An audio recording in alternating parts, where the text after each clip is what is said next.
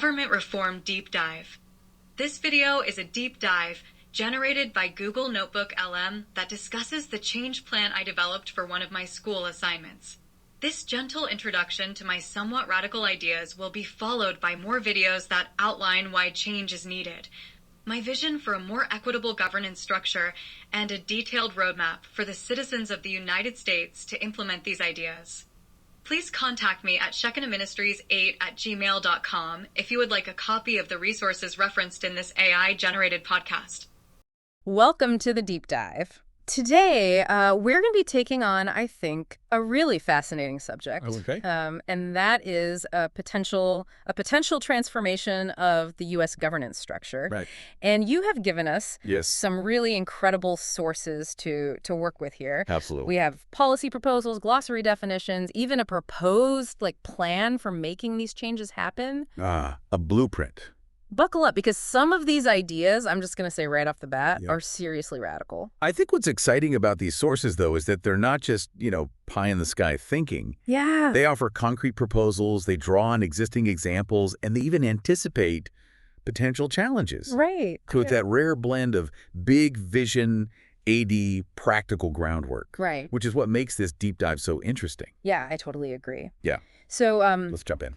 the One Nation Under Goddess source paints this picture of a future U.S. that's thriving on transparency, accountability, equity, and sustainable innovation. And I'm curious, what stands out to you about this vision? Well, I think what's fascinating is that this vision isn't just about tweaking existing systems. Yeah. It's a fundamental rethinking of how the U.S. government should operate.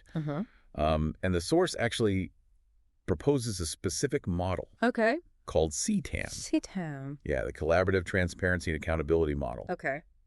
And it really puts citizen participation and ethical leadership Right. front and center. I mean, it's like swapping out our clunky old government software, right? Yeah. For something totally new and user-friendly. Totally. But instead of just clicking buttons, Right? citizens are actively involved in shaping policies and holding leaders accountable. Exactly. It's a very a- active It's process. an active process. And I think that this source, it goes on to outline several key pillars for achieving this transformation. Okay. And let's start with equity and accessibility, which is a theme that runs through all these materials.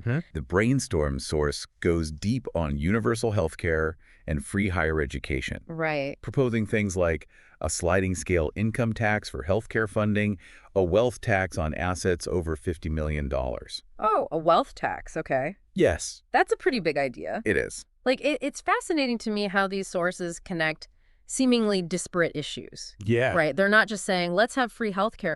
They're thinking about how to realistically FUND it through things like this wealth tax. Right. What do you think about that approach? It's certainly bold, Yeah. and it speaks to, I think, a core principle underlying these proposals, which is redistributing resources to create a more level playing field. The idea is that concentrating wealth at the very top hinders economic growth and societal well-being. Right. By implementing progressive taxation and investing in areas like education and healthcare, the source argues we can uplift everyone and boost the economy as a whole. So it's not just about handing out free stuff, right? Right. It's about strategically investing in human potential. Exactly, yeah. And speaking of investing, One Nation Under Goddess talks about building out community support systems. Yes. Imagine easy access to childcare, transportation, and even counseling services for everyone. Right. I mean, how do you think that would impact people's lives, on a day-to-day basis? Well, I think you have to think about the ripple effects. Yeah. Affordable childcare would allow more people, especially women, to participate in the workforce. Right. Reliable transportation would open up job opportunities, reduce commutes.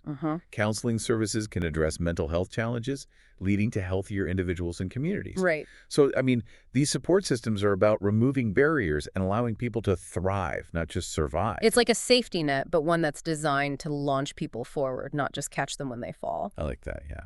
Okay, on to the next pillar. Debt eradication and economic growth. Okay. Brainstorms suggest tackling this with a combo of progressive taxation, public asset monetization, and investments in high-growth sectors. And they get very specific, suggesting things like a financial transaction tax, Okay. a tiny levy on every Wall Street trade, Okay. which, the source suggests this could generate billions annually, to pay down the national debt A&D fund investments in areas like AI, green energy, and infrastructure. Hold on. A tiny tax on every Wall Street trade. That's the proposal. Could that actually work? Well, it's definitely controversial. Yeah. Proponents argue that it would curb excessive speculation Yeah. and generate much-needed revenue without significantly impacting everyday investors. Okay. Of course, the details of implementation would be critical. Right, because if it's done poorly, it could backfire spectacularly. Exactly. The source also mentions using public asset monetization, so like leasing unused government land for things like renewable energy projects. That's kind of a cool idea. It is. Using what we already have to generate revenue NDE, create green jobs. It's an example of thinking outside the box. Instead of viewing government assets as burdens, they're seen as potential sources of income and innovation. Right. And the source actually highlights how this approach has worked in other countries, generating billions in revenue while promoting sustainability. So less red tape and more green energy. I like the sound of that. There you go. But what about making sure all of this is actually happening ethically and transparently? Right. The glossary source defines participatory governance as citizens directly shaping policies through secure online platforms. Brainstorms takes this further, suggesting centralized databases tracking everything. Lobbying, government spending, legislative actions. I mean, imagine being able to follow the money trail in real time. Right. Knowing exactly who's influencing policy decisions and how taxpayer dollars are being spent. Yeah. That level of transparency could radically shift how we view politics. Uh-huh. It would allow citizens to hold their leaders accountable in a way that's never been possible before. And speaking of holding leaders accountable, let's dive into campaign finance reform. Because boy, does this source have some ideas. They do. Do you ever get the feeling that elections are basically just a billionaire's playground? It's a common sentiment. It is. And these sources address it head on. Okay. They propose a complete overhaul of campaign financing, Okay. including anonymous donations to level the playing field, Right. equal distribution of funding to reduce the influence of wealth, and mandatory public debates focused on policy, not personality attacks. Okay, so no more attack ads. Candidates actually having to talk about their plans. That's the idea. I mean, that would be refreshing. It would. How would they make anonymous donations work without opening the door for all sorts of shady dealings? That's the key challenge. Yeah. The source suggests using blockchain technology. Okay. Think of it as like a secure digital ledger to track donations while protecting donor identities. The idea is to prevent corruption while still allowing individuals to support candidates without fear of reprisal. Okay, so we've got a more equitable economy. Yes. Transparent governance. And elections that aren't just bought and paid for. Right. What's next on this, like, transformational to-do list? This is where it gets really interesting. Okay. We're entering the realm of technological safeguards, Okay. which the source presents as both a potential threat Right. and a powerful tool for positive change. Yeah, technology can be used to control and manipulate, like we're seeing with the rise of social credit systems in some parts of the world. Exactly. But it can also empower individuals and protect their privacy. Exactly. And these sources are very much on the side of using technology for good. Okay. They advocate for things like decentralized financial systems and privacy-focused cryptocurrencies as a way to protect against financial surveillance and control. So instead of relying on, like, big banks and governments to manage our money, we could have systems that are more distributed and resilient, less susceptible to censorship or manipulation. Right. Kind of like taking power back into our own hands. That's the idea. Right. The source suggests that these decentralized systems could be a key part of creating a fairer, more equitable world. Okay. And it's not just about finance. They also talk about setting global standards for ethical AI development. Okay, this is where things get a bit sci-fi for me. Yeah. What exactly does ethical AI development even mean? Right. Are we talking about, like, robots with morals? Not quite robots with morals, but close. Okay. The Brainstorm's source proposes guidelines for developing AI that benefits humanity without exacerbating inequality or being used for harmful purposes. Okay. They suggest principles like fairness, transparency, and accountability should be baked into AI development from the ground up. So basically making sure that AI is used to solve problems and create opportunities. Yes. Not to create new forms of discrimination or surveillance. Exactly. That makes sense. Yeah. But how do you enforce those kinds of standards, like globally? Right. Who gets to decide what's ethical and what's not? That's a huge question, and one the source doesn't fully answer. Yeah. It suggests forming international collaborations and treaties to establish these standards, but it acknowledges the immense challenges involved. Yeah. So this is where things get a bit fuzzy. Right. The vision is clear, but the path to get there is still very much a work in progress. Okay, so we've talked about redistributing wealth, making the government more transparent, overhauling elections, even like taming the wild west of AI. That's right. What else is on the agenda for this, like radical transformation? Well, none of these systems will work without the right people in charge. Right. Which is why the source dedicates a whole section to ethical leadership. Okay, because systems are only as good as the people running them. Exactly. So what's their vision for like leadership in this new world order? They go beyond simply punishing bad behavior. Okay. They want to create a culture of integrity from the ground up. One Nation Under Goddess suggests things like mandatory ethics training for all government officials, with a focus on cultivating what they call an outward mindset. Outward mindset. Yeah. What exactly does that mean? Is it like some kind of new age self-help thing for politicians? It's actually a well-established concept in organizational psychology. Yeah. An outward mindset focuses on the collective good, on understanding the needs and perspectives of others, and on collaborating to achieve shared goals. Okay. It's the opposite of what's called an inward mindset, Right. which is all about protecting your own turf and pursuing your own interests. So instead of politicians, just focused on getting reelected or scoring points against their opponents, Right. they'd be thinking about how their decisions impact, everyone. Exactly. Especially the most vulnerable. Right. That's a pretty radical shift in perspective. It is. But how do you teach someone to think that way? Can you really change a person's, fundamental mindset? That's the million-dollar question. The source acknowledges the difficulty, Yeah. but points to successful examples of outward mindset training in businesses and other organizations. Okay. So they believe that with the right approach, it's possible to cultivate more ethical and collaborative leadership in government as well. It makes you wonder, what if our leaders were actually trained to be peacemakers, not just power brokers? It's a compelling idea, and it ties directly into the final pillar of this transformation. Okay. Accountability and whistleblower protections. Right.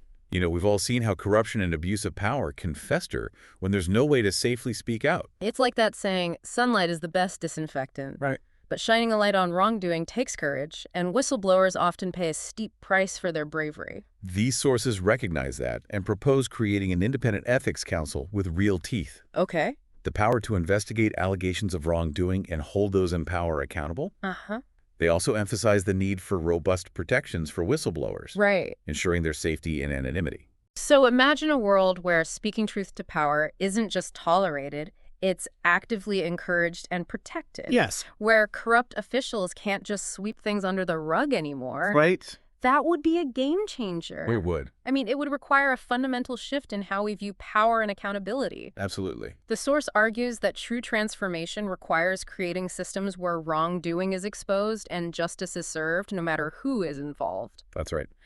All right, we've covered a lot of ground here. Yep. From restructuring the economy to rewiring the very mindset of our leaders. Yeah. It's a heady mix of visionary ideas and pragmatic proposals. It is. But before we dive deeper into how all of this might actually work, let's pause and take stock. Good idea.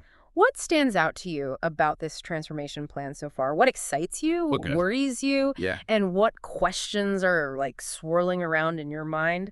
We'll be right back to unpack all of that and more. I mean, it's a truly ambitious vision, aiming to address so many fundamental challenges facing the U.S. Yeah. What strikes me is the interconnectedness of these proposals. Yeah. They're not isolated solutions, Right. but rather like a holistic framework for systemic change. It's like they've created this intricate web, right, where each thread supports and reinforces the others. Yeah. But let's get real for a second. Okay. Do you think these reforms are actually feasible? That's the big question. Well, you're talking about a radical overhaul of the entire U.S. governance structure. It's certainly a monumental undertaking, and the sources acknowledge that. Yeah. They point out potential obstacles. Okay. Like pushback from those who benefit from the current system. Of course. Technological hurdles. Right. And the need for widespread public support. Yeah. How do you convince people in power to give up some of that power? Right. And what about unintended consequences? Yeah. Any system, no matter how well-intentioned, can be exploited or manipulated, right? Of course. It feels like opening a Pandora's box. Yeah. You never know what might fly out. That's where the emphasis on transparency and accountability comes in. Okay. The sources envision a system of constant monitoring and evaluation, right, with citizens playing a key role. Yeah. The more engaged people are, the more likely these reforms are to succeed. Yeah. The harder it'll be for anyone to game the system. So it's not a set-it-and-forget-it solution. No. It requires ongoing vigilance, adaptation, Right. and most importantly, like, active citizen participation. Absolutely. It's about empowering people to be like true co-creators of their own future. Precisely. And that requires a shift in mindset. Yeah. Not just from those in power, but from all of us. Right. We have to move beyond apathy and cynicism and embrace the possibility of something better. Okay, let's get into the nitty-gritty. Okay. One Nation Under Goddess lays out a 4-phase rollout for these reforms. Right. Foundations, expansion, sustainability, and golden age. It's like a roadmap, guiding us from where we are now to this radically different future. The phased approach recognizes that such a monumental shift can't happen overnight. Right. It requires strategic implementation and a willingness to adapt along the way. Right, it's like a process. A process, constantly learning and improving. So phase 1, foundations, focuses on laying the groundwork. Yes. This includes outward mindset training for government officials, Right. establishing those transparency databases we talked about, creating ethics and accountability councils. Yeah. And starting the transition to single-payer healthcare and free public college. It's about building the infrastructure for a more equitable and accountable system. Right? And notice the emphasis on that outward mindset training right from the start. Yes. They recognize that true transformation starts with changing how leaders think and act. It's like teaching them to think we instead of me. Exactly. Then in phase 2, expansion, they scale up those initiatives, addressing disparities in healthcare and education access. Implementing campaign finance reform. Yes. And rolling out those decentralized financial safeguards. This phase broadens the reach of the reforms, ensuring that everyone benefits. Yeah. It's about taking those big ideas and turning them into tangible, on-the-ground change. And then comes phase 3, sustainability. All right. This is where they really start investing in the future. Okay. Renewable energy, AI research and development, high-growth sectors. They also emphasize evaluating progress. Right. Refining policies based on data and feedback. Yeah. And further enhancing those whistleblower protections and diplomatic training programs. This phase ensures that the changes are not just temporary fixes, but become deeply embedded in the fabric of society. Right. It's about creating a system that can evolve and adapt, meeting the challenges of the future head on.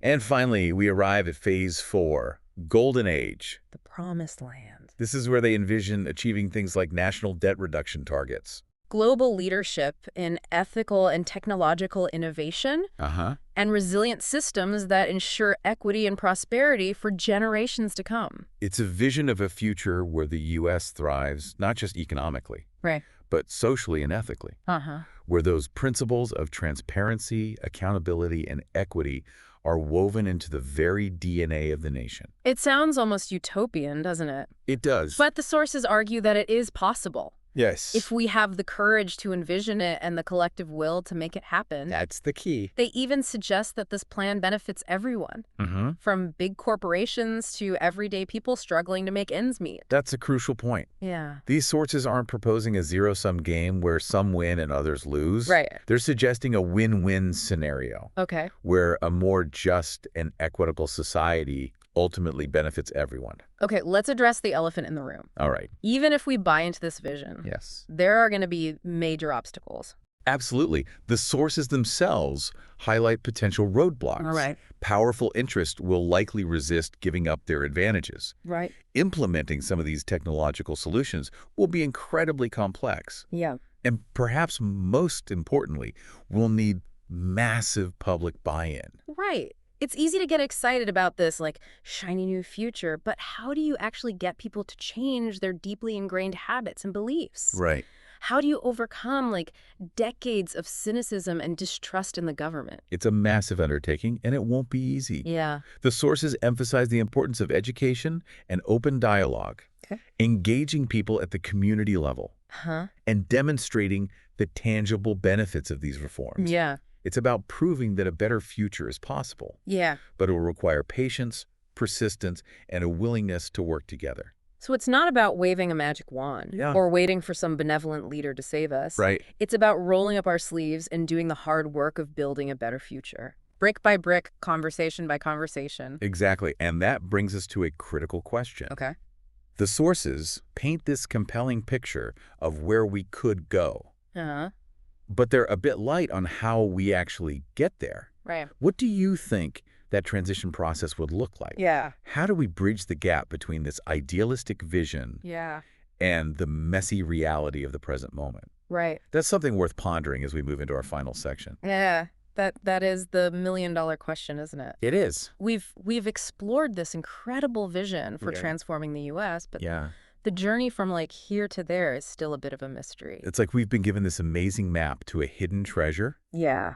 But it doesn't tell us how to navigate the treacherous jungles and raging rivers along the way. Exactly. So let's put on our explorer hats and try to chart a course. Okay. What are some of the first steps we might need to take to start moving in the direction of this transformation? Well, I think as we discussed earlier, building widespread public awareness and support is crucial. Yeah. These reforms can't be imposed from the top down. Right. They need to come from a groundswell of people demanding change. It's not about, like, convincing everyone to agree on every single detail. Right, exactly. It's about creating a shared understanding of the problems we're facing and a belief that a better future is possible. And that starts with conversations like this one.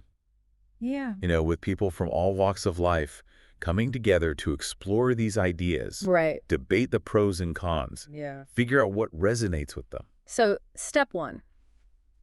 Sparking those conversations, getting people thinking and talking about these issues. Absolutely. What comes next? Building coalitions and movements. Okay.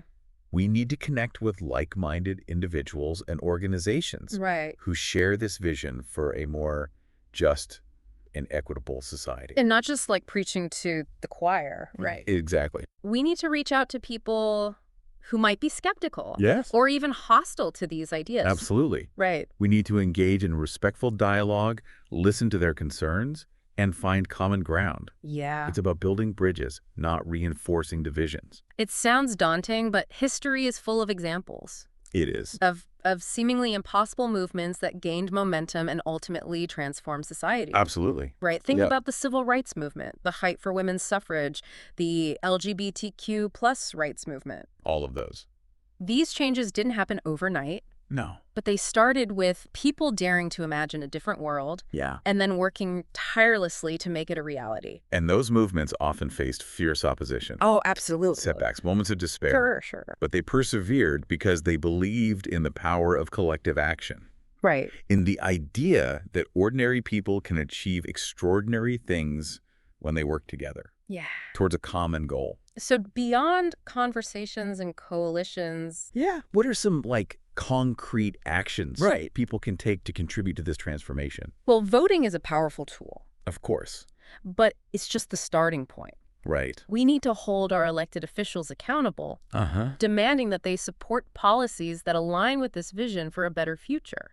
So that means writing letters, making phone calls, yes, organizing protests, showing up at town hall meetings. All of that. Like making our voices heard. Yes. Not just during election season, but every single day. Exactly. Right. And it's not just about national politics. Right. We can make a difference at the local level, too. Yeah. By getting involved in our communities, supporting organizations that are working to create positive change, advocating for policies that promote equity and sustainability. It's about recognizing that we all have a role to play. We do. No matter how small it might seem. Yeah. Right? Every action, every conversation, every dollar donated. All can contribute to building momentum for this transformation. It's about shifting our mindset from being passive observers to active participants in shaping the future we want to see. Yeah, and that's a powerful feeling, isn't it? It is. To know that we're not just along for the ride. Right. But that we have the power to steer the ship in a new direction. I agree. It's both exciting and a little bit terrifying, right? It is, yeah. Because it means taking responsibility, stepping outside of our comfort zones, and risking failure. But it also means embracing the possibility of creating something truly extraordinary. Yeah. And that's a risk worth taking, wouldn't you say? Absolutely. So as we wrap up this deep dive, let's leave our listeners with a challenge. Okay. Take one concrete action, no matter how small, to contribute to this transformation. I love it. Start a conversation with a friend or family member. Donate to an organization working on one of these issues. Write a letter to your elected representative. Every step we take, no matter how small, brings us closer to that vision of a more just, equitable, and prosperous future for the U.S. And remember, even the most ambitious journeys begin with a single step. That's right. Thank you for joining us on this deep dive. Yes, thank you. Keep exploring, keep questioning, and keep believing in the power of collective action. Thanks for listening, everyone.